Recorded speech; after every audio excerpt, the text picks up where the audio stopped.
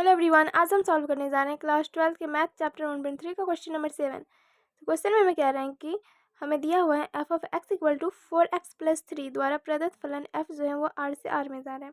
पर विचार कीजिए और सिद्ध कीजिए कि f व्युत्क्रमणीय है तथा f का प्रतिलोम फलन ज्ञात कीजिए।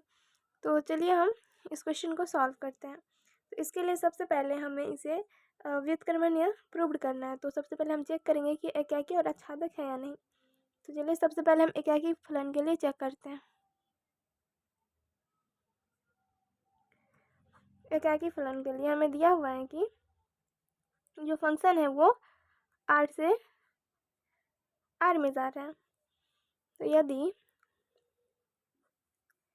यदि हम x1 कोमा x2 कहाँ से लेंगे, r यानी कि यहाँ से लेते हैं। तो माना जो फलन x1 है वो इक्वल है f ऑफ x2 के, और हमें यहाँ पे f ऑफ x कितना दिया हुआ है 4x प्लस 3, यानी कि 4x1 plus 3 equal to 4x2 plus 3। यहाँ से 4 से 4 गया तो कितना आ जाएगा, और यहाँ से ये 3 से 3 गया, यानी कि हम लिख सकते हैं कि x1 इक्वल टू x2 के, यानी कि हम कह सकते हैं कि ये फलन एकाकी है। अतः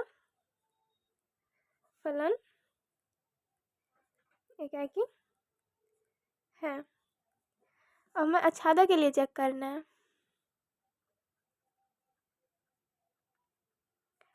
आच्छादक फलन के लिए जो हमें f ऑफ x दिया हुआ है उसे हम y के इक्वल करेंगे, यानी कि माना f of x equal to y।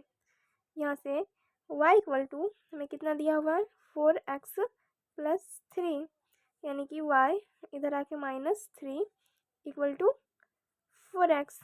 यहाँ से हम x का वैल्यू निकालेंगे तो x इक्वल टू कितना आ जाएगा y -3 डिवाइडेड बाय 4।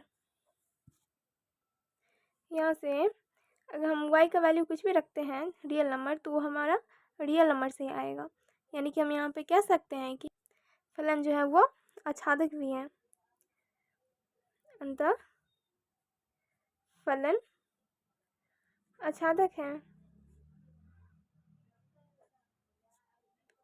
और चूंकि हमारा फलन एकाक तथा आच्छादक दोनों है तो हम कह सकते हैं कि यह इसका व्युत्क्रमण फलन संभव है। यहाँ से हम लिख सकते हैं अतः फलन का व्युत्क्रमण्य फलन होगा।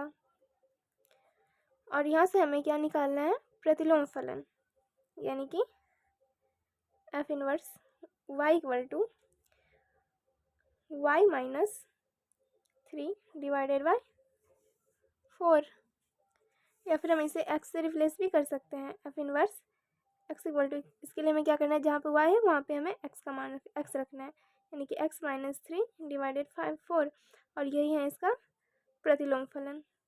तो आई होप आपको समझ में आया होगा, और अगर किसी भी तरह का कोई डाउट है तो आप कमेंट कर सकते हैं। तो मिलते हैं नेक्स्ट वीडियो में, तब तक के लिए बाय बाय, टेक केयर।